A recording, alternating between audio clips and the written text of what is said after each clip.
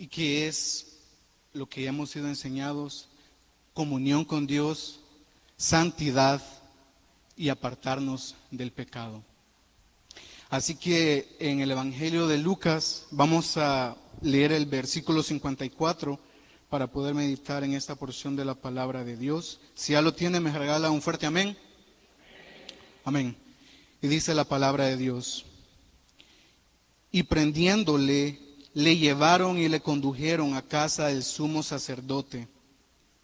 Y Pedro le seguía de lejos. Oremos.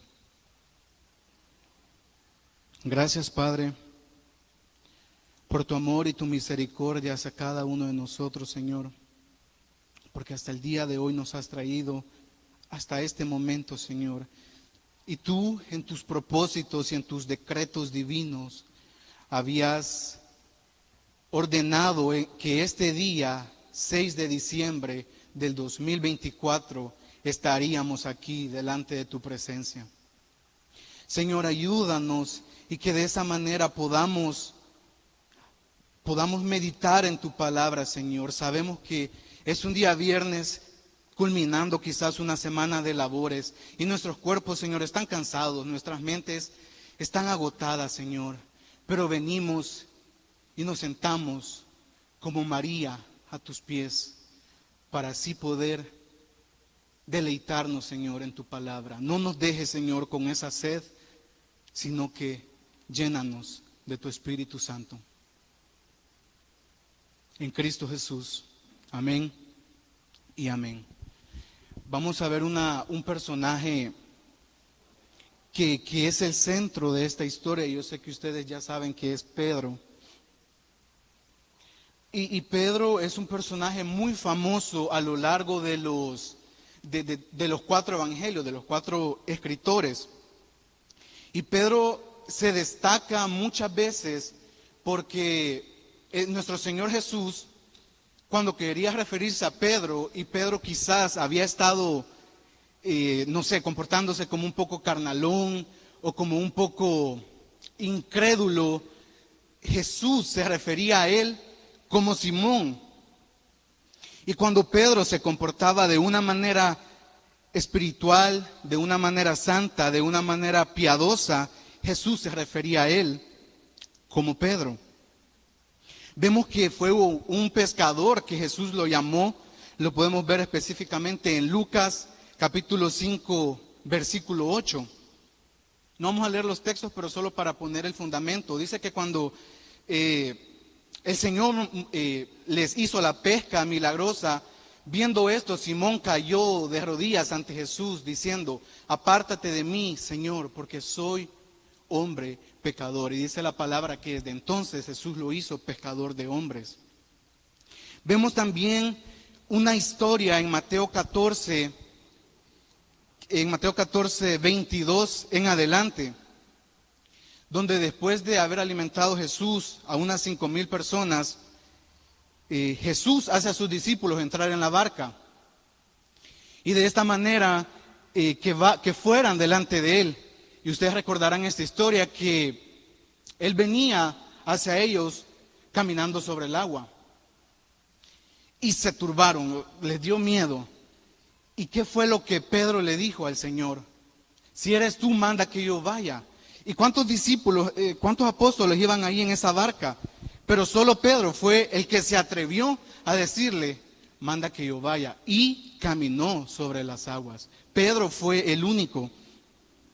Vemos que Pedro fue la figura central también en una historia muy conocida, donde Jesús empezaba a predicar y los fariseos, los sacerdotes se ofendían, e incluso muchos de sus discípulos, dice la palabra, que volvieron atrás. Y Jesús les dice: ¿quieren ustedes irse también? Está en Juan 6:66 en adelante. Y Pedro les dice esas palabras que han quedado plasmadas y todos las conocemos: Señor, ¿a quién iremos si solo tú tienes palabras de vida eterna? Ese es Pedro. Ese es Pedro. Y Pedro había estado tan cerca de Jesús que en Lucas 22:31 donde Jesús le dice: Simón, Satanás os ha pedido para zarandearos como a trigo, pero yo he rogado por ti para que tu fe no falte. Vemos que en el versículo 33, Pedro le dice: Señor, dispuesto estoy a ir contigo, no solo a la cárcel, sino también a la muerte. Quizás Pedro sí se apresuró en decir estas palabras y en prometerle esto a nuestro Señor. Pero Pedro estaba dispuesto a ir a la cárcel y a la muerte con Jesús. Lo podemos ver en el mismo capítulo 22 de Lucas, el versículo 50, que dice que cuando arrestaron a Jesús, cuando iban a arrestarlo, uno de ellos, y fue Pedro, porque Juan nos lo confirma en su evangelio, uno de ellos hirió a un siervo del sumo sacerdote y le cortó la oreja derecha. Cuando venían a arrestar a Jesús, Pedro fue el que salió a defenderlo de todos. Él fue el único. Y a veces nosotros, quizás, no sé si ya les ha pasado, pero cuando leemos esta historia es como que nos imaginamos a Pedro y que saca el cuchillo y le dice al soldado: mira, préstame tu orejita, te la quiero cortar porque quiero hacer algo. No, Pedro no iba con esa intención. Pedro iba con la intención de lanzarse a él y de matarlo. Esa era la intención que tenía Pedro, no tener la orejita de recuerdo. Estaba dispuesto a morir por su Señor. Sin embargo, en Lucas 24:54, el texto la historia que vamos a ver, vemos cómo Pedro comienza en descenso, porque nos dice el versículo 54 de Lucas 22, que empezó a seguir a Jesús de lejos. Y quizás mi primer punto en esta noche es: ¿cómo estamos nosotros siguiendo a nuestro Señor Jesús? Pedro había estado aproximadamente 3 años de ministerio con Jesús. Era audaz, había visto los peces multiplicarse, había caminado sobre el agua, había recibido directamente revelación del Padre. ¿Recuerdan esa historia donde Jesús les pregunta: ¿quién dicen que soy yo? Y Pedro dice: tú eres el Cristo, el Hijo del Dios viviente. ¿Qué le dice Jesús? Bienaventurado eres, porque no te lo reveló sangre ni carne, sino mi Padre. Este era Pedro, recibía revelación de parte de Dios. Pero vemos aquí que estaba siguiendo de lejos a Jesús. Quizás Pedro estaba muy confiado en sí mismo. Quizás Pedro pensaba que era un apóstol muy querido de Jesús. Porque si ustedes leen los evangelios, quizás al que más Jesús se dirige es a Pedro. Y quizás Pedro pensó: yo soy el segundo después de Jesús. Yo quizás voy a ser la 4ª persona de la Trinidad. Estoy alegorizando. Y quizás vemos que él pensó que no era necesario seguir de cerca a Jesús, así como había estado esos 3 años y medio. Pensó que era suficiente quizás, y empezó a seguirle de lejos. ¿En quién nosotros estamos confiando, iglesia? ¿Estamos confiando en nosotros mismos, quizás como Pedro lo hizo? Pensando que tenemos nosotros experiencia en lo eclesiástico, en lo ministerial. Tenemos experiencia ya cantando, tenemos experiencia ya con un instrumento. Sabemos ya, quizás tenemos muchos años preparando sermones y sabemos cómo hacerlo. Nos hemos acomodado en nuestra experiencia. ¿En quién estamos confiando? Jeremías 17:5 nos dice la palabra de Dios: maldito el varón que confía en el hombre y pone carne por su brazo y su corazón se aparta de Jehová. Muchas veces quizás usamos este texto para decir: yo no confío en nadie, yo no confío en ningún hombre. Y quizás es cierto, pero la idea que el texto nos está dando es que no tenemos que confiar en nosotros mismos para nada. Y la respuesta nos la da el mismo capítulo de Jeremías 17, el versículo 7, que dice: bendito el varón que confía en Jehová y cuya confianza es Jehová. ¿Y qué es confiar? No es simplemente decirlo, no es simplemente pretender hacer algo, porque yo puedo pretender que confío en Dios, que me apoyo en Dios, pero ¿cómo verdaderamente está nuestra comunión con Dios? Y podemos ver que Pedro tenía mucha confianza en sí mismo, porque empezó a seguir a Jesús de lejos. Y cuando comenzamos a seguir de lejos a nuestro Señor, algo va a pasar, algo va a pasar. Así como nuestro querido Pedro en el Lucas 22, el siguiente versículo, que es el 55. Cuando Pedro seguía a Jesús de lejos, habiendo ellos encendido fuego en medio del patio, se sentaron alrededor y Pedro se sentó también entre ellos. Es interesante porque el clima en esos territorios durante el día era cálido, pero en las noches y especialmente en la estación de la Pascua que se estaba celebrando era intensamente frío. Entonces vemos que las personas tenían necesidad de hacer una fogata, de hacer un fuego para poder calentarse. Si bien es cierto, el clima en esa zona estaba frío, pero había algo que quizás estaba más frío que el clima, y era Pedro, porque vemos que se sentó alrededor de ellos y Pedro se quería calentar. ¿Por qué? Porque su corazón se apartó del Señor, y cuando ya no encontró la satisfacción que tenía de seguir a Jesús de cerca, tenía que llenar su corazón con satisfacer y tener algo más, y lo buscó con este fuego extraño y se sentó entre ellos. Iglesia, hermanos, cuando nosotros comenzamos a seguir a Jesús de lejos, nuestro corazón siempre se va a desviar a situaciones y a cosas que nos apartan de Él. Pedro se dirigió hacia ellos como esquivándose él mismo para sentirse bien, como para escabullirse en medio de los demás. Yo quiero que pensemos nosotros, ¿qué es lo que nosotros hacemos cuando seguimos a Jesús de lejos? Si ustedes han seguido a Jesús de cerca, si ustedes han estado en comunión cercana con el Espíritu Santo, en oración, en su palabra, cuando nosotros comenzamos a seguirle de lejos, ya no es lo mismo. Ya no es lo mismo. Estamos en un aniversario celebrando nuestros 28 años. Muchos quizás tienen aquí 5 años, 10 años, 15 años, 20 años, 28 quizás. Pero en todos estos años que hemos estado, ¿cuáles han sido los años en que más cerca hemos seguido a Jesús? Y como bien se nos ha recordado, seguir de cerca a Jesús no es ni siquiera estar aquí. Yo puedo estar aquí predicándoles y hablándoles de la palabra de Dios, puedo subir a cantar, puedo estar tocando el teclado y puedo estar tan lejos de Jesús que mi corazón está tan frío y lo quiero llenar con situaciones que me apartan de Él. Pedro empezó a seguir a Jesús de lejos y se sentó entre ellos. Y vemos que ese fue el declive de Pedro. Porque el versículo 56 nos dice: pero una criada, al verle sentado al fuego, se fijó en él.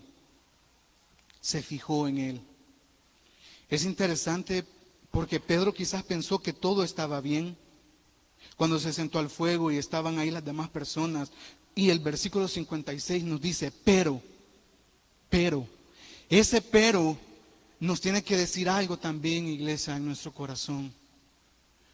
Cuando nosotros seguimos de lejos a Jesús, pensamos que todo está bien, pero vamos a terminar pecando. Vamos a terminar negando a nuestro Señor como quizás Pedro lo hizo. Vamos a terminar en situaciones y con compañías y en cosas que no tenemos que estar.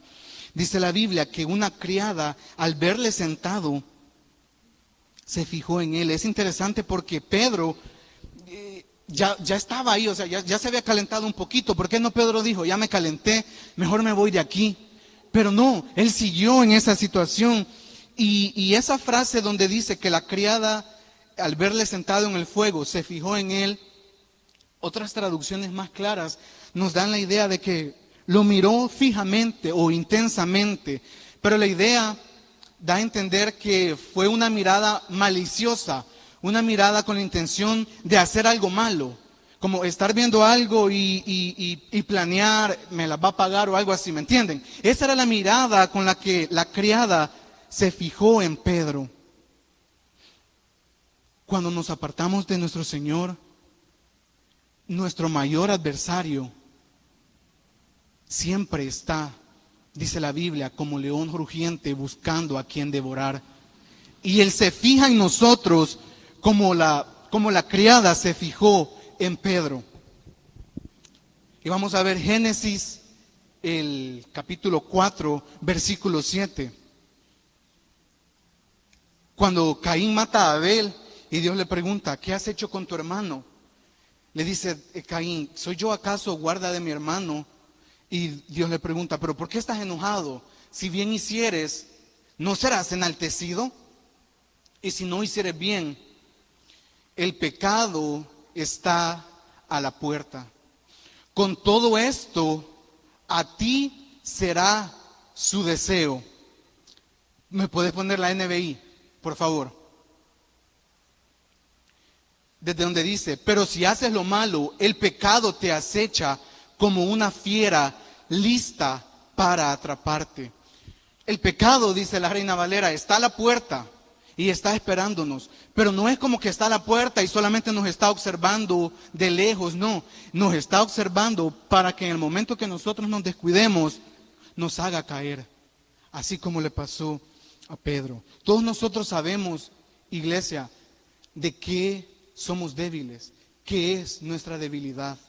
Y cuando seguimos nosotros de lejos a Jesús, obviamente, seguir de cerca a Jesús implica estar lejos de las cosas que nos alejan de Él, ¿verdad?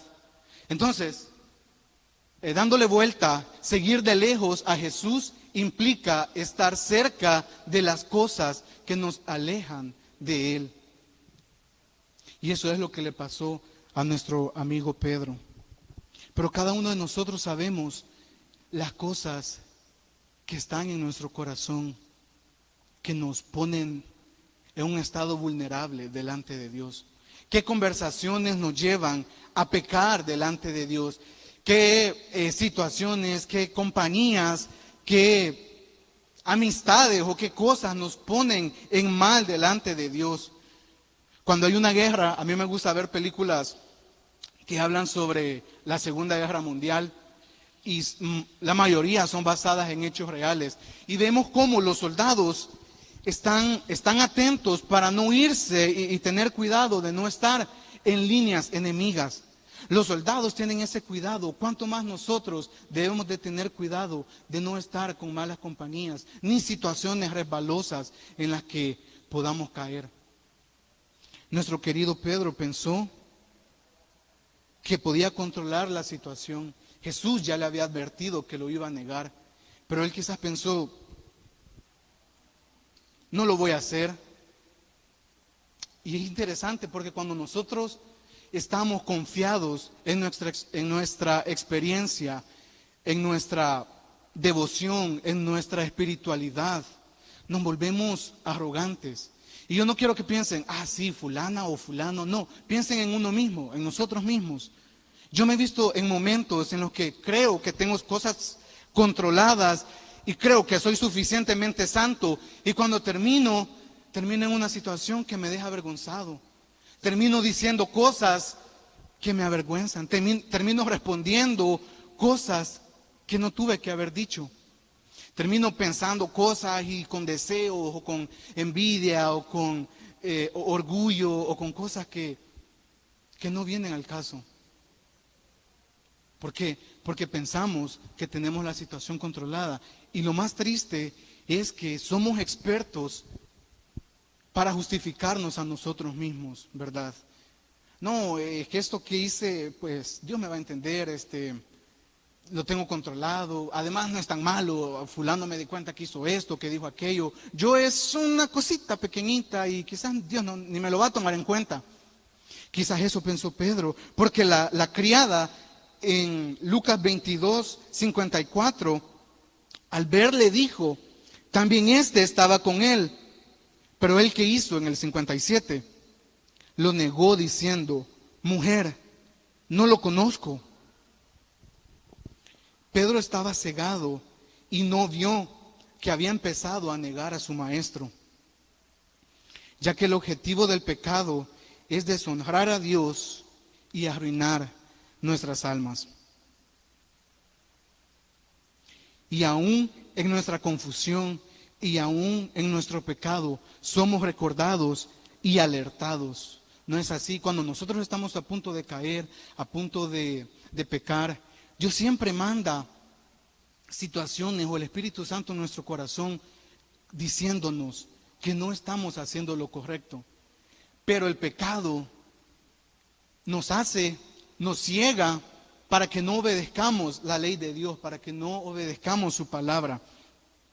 Y es interesante porque en el versículo 58 dice, un poco después. En el 59 dice, una hora después. ¿Y qué significa esto? Que Pedro estuvo varios tiempos en ese lugar con esas personas. ¿Por qué no Pedro dijo, hey, ya lo negué una vez, ya lo negué 2 veces, ya me voy de aquí? Jesús me dijo que esto iba a pasar, o hubiese recordado, pero ¿por qué Pedro no lo hizo? Porque, iglesia, el pecado nos ciega de una manera tan fuerte que cuando nosotros queremos romper esas cadenas por nosotros mismos, no vamos a poder. Cuando nosotros queremos liberarnos con nuestras propias fuerzas, no vamos a poder. Necesitamos la misericordia de Dios y la sangre derramada de Cristo en la cruz para que esas cadenas se rompan. No sé con qué pecados están hoy en su vida, pero piensen en qué área le han fallado a Dios y a Jesús. Y pídanle a Él perdón, pídanle a Él misericordia para que Él los libere. Porque nosotros seguimos, no viene al caso, pero una noticia que me dio mucha tristeza, un pastor, bueno, no voy a mencionar el nombre, pero es de Estados Unidos, que cayó en adulterio. Y cuando la noticia salió, fue en septiembre, se hizo un escándalo, porque él es de una línea como calvinista, entonces empezaron a tirar a bochornos y toda la cosa. Y cuando las noticias fueron saliendo, yo pensé, el pastor o el siervo se descuidó un momento. Y no es que yo lo esté criticando, iglesia, no, ni que yo me esté creyendo mejor que él, no, para nada. Lo que les quiero decir es que cuando salieron las noticias, el pastor había estado en adulterio 5 años. Imagínense, 5 años con su esposa y predicando la sana doctrina. Es un pastor que yo no puedo negar que sus prédicas me han edificado mucho y que he aprendido mucho de él. Tiene muchos libros que yo he comprado, pero yo dije, 5 años. Y comencé, en septiembre, cuando esa noticia salió, comencé a examinar mi corazón, porque eso es lo más tremendo del pecado, que nos hace sentir que tenemos la situación controlada, que nos hace sentir que aquello está bien, que nadie se va a dar cuenta, que puedo subir aquí, predicar, puedo tocar y puedo hacer aquí, puedo hacer allá, pero tarde o temprano nuestros pies van a deslizar. Y lamentablemente el pastor fue descubierto, él mismo confesó su pecado. Pero ¿qué quiero decirles? ¿Con cuánto tiempo nosotros hemos venido cargando el mismo pecado? Y ya Dios nos ha dicho, alejémonos, deja eso, estas amistades no te convienen, deja de entrar a este sitio en internet, deja de pensar estas cosas, deja de hacer esto, deja de hacer lo otro. Y nosotros pensamos, no, nadie me ve, pues lo hago a solas, lo hago en tal lugar, tengo la situación controlada, ya va 1 mes, ya van 2 meses, ya va 1 año, ya van 2 años, ya van 5 años, lo tengo controlado. Quizás eso pensó Pedro. Porque el versículo 58 nos dice un poco después, 59, 1 hora después. Y lo más lindo que Dios en su misericordia siempre nos recuerda quiénes somos en Él. Miren, el versículo 58 dice,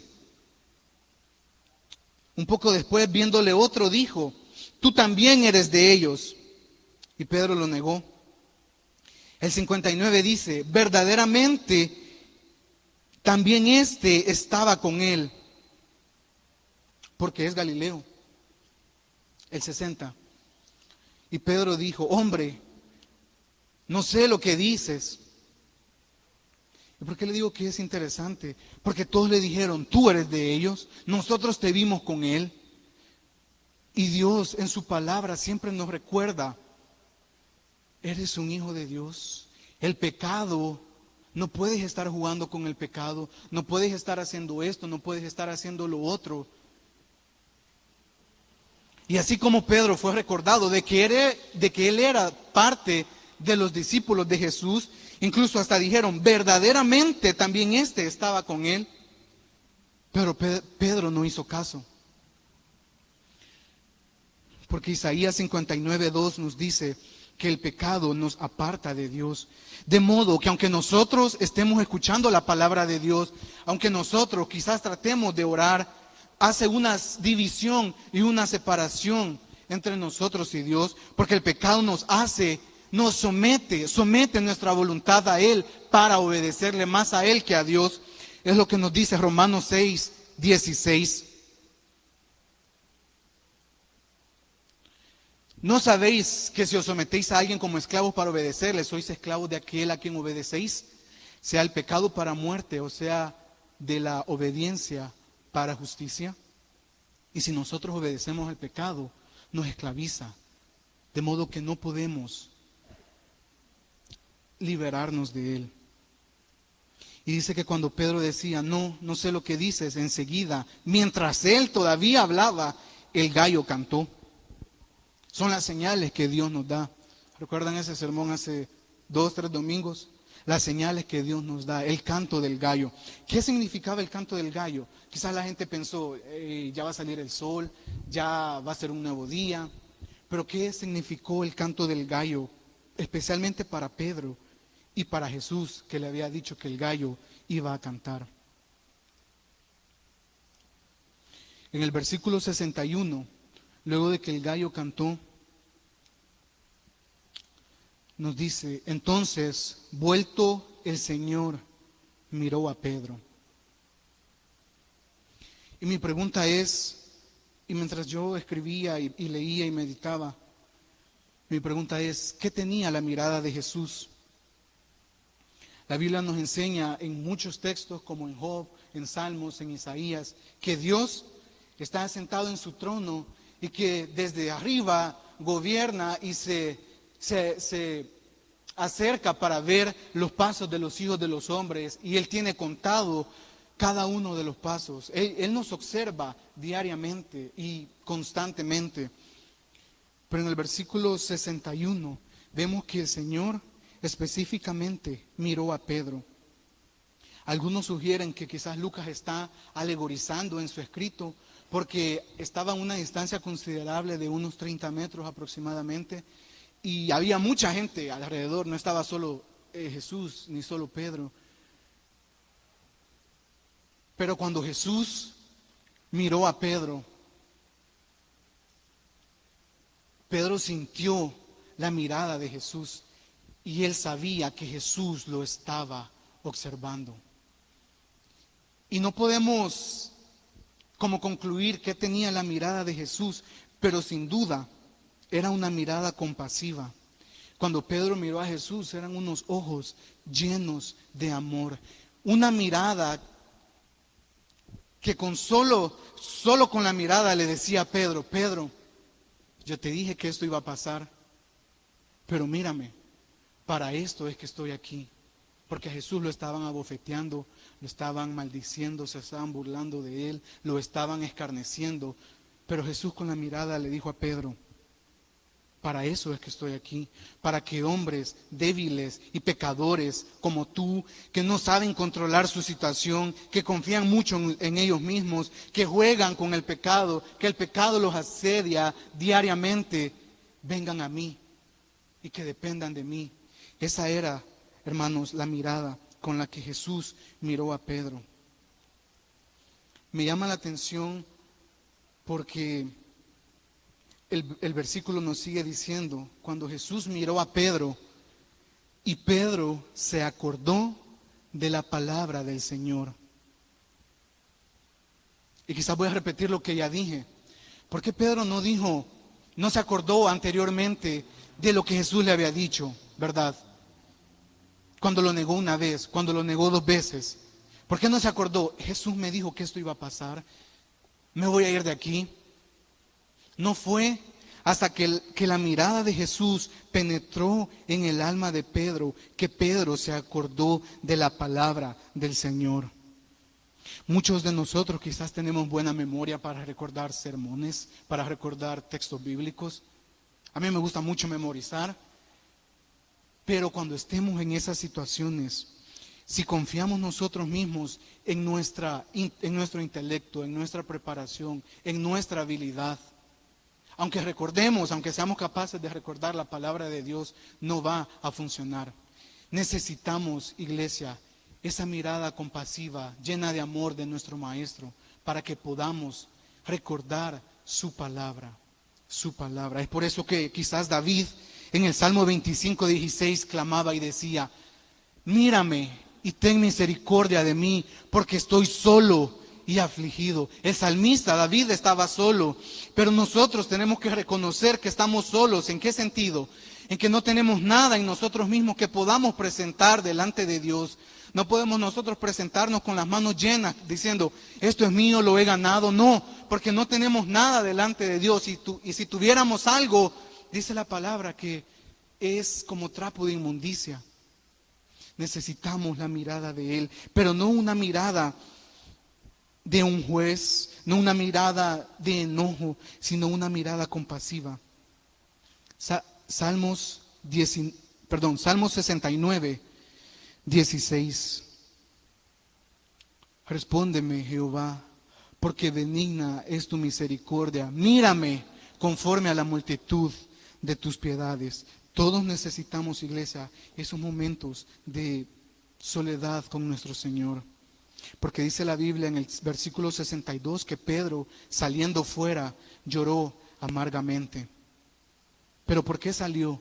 Porque había más gente con él en el lugar donde él estaba. Necesitaba volver a reencontrarse con su Maestro. Y al llorar amargamente, la idea que da a entender si es enojo, pero es tristeza. Como Pablo dice en Corintios, que la tristeza que es según Dios es para arrepentimiento. Si estás en esta noche hoy triste, lamentando tu pecado, quiero que te arrojes a Dios, que te descargues delante de Él y Él te perdonará. Termino con una cita, una hoja que siempre cargo conmigo, de Thomas Brooks, un puritano del 1600, que escribió y dice: los pecados que parecen más atractivos provocaron la muerte de nuestro Señor Jesucristo. Solo podemos valorar el pecado a la luz de la crucifixión de Cristo. Debemos ver a Cristo en su pasión y sufrimiento por el pecado, afligido, azotado, herido, molido, angustiado, sudando grandes gotas de sangre, su cuerpo quebrantado, su sangre derramada. Escuchen esto: el juez del universo condenado, el Señor de la vida, ahora es muerto. Su cabeza, que llevaba la corona de gloria, ahora es coronada de espinas. Sus oídos, que habían recibido las alabanzas más gloriosas del cielo, ahora reciben los desprecios y blasfemias de la multitud. La cara más hermosa que los hombres hayan visto ahora es escupida y desfigurada. Las manos que sostenían el cetro con que gobernaba el universo, ahora son clavadas en la cruz. Y todo esto fue originado por tu pecado y por el mío. Arrojémonos delante de Dios y pidámosle perdón. Vamos a orar. Gracias, Señor, por tu amor y tu misericordia. Míranos, Señor, como el salmista decía: conforme a tus piedades y conforme a tus misericordias. No nos mires conforme a nuestros hechos, porque sabemos que en nuestro momento más santo ganaríamos solamente condenación y el infierno. Acuérdate de nosotros conforme a tu misericordia. Sigamos orando un momento más, dándole gracias a Dios porque nos ha recordado las veces quizás lo que lo hemos negado. Y hemos tenido esa vista preciosa del Señor, una mirada que nos ha hecho por mucho tiempo. Gracias, Señor, por recordarnos que somos pecadores, Señor, y que debemos de tomar nuevas decisiones para salir adelante, Señor. Gracias por el hermano Josué, un futuro pastor, Señor. Gracias por haberle dado esa palabra, Señor, para consolar nuestros corazones. Que tu misericordia, Señor, nunca se termina. Y que esa mirada que hiciste a Pedro es la mirada que nos haces a nosotros esta noche. De decir, hijo, hija, te perdono, pero hay que dejar esa situación. Gracias, Señor, por lo bueno que eres. Gracias por hablarnos a nuestras vidas. Y todo esto, Señor, se lo agradecemos. En el nombre de Jesús, su Hijo amado, nuestro Señor y Salvador. Amén y amén. Dele un fortísimo aplauso al Rey. Gloria al Señor. Vamos a seguir adorando al Señor, alabando al Señor. Adore al Señor, alabe al Señor, dele honra y gloria esta noche. Seguimos en esta noche. Gloria al Señor. Vamos a alabar juntos a nuestro Señor en esta noche, hermano, pues hemos venido a darle gloria y gloria solo a Él. Nos acompañan con sus palmas y vamos a alabar a nuestro Señor.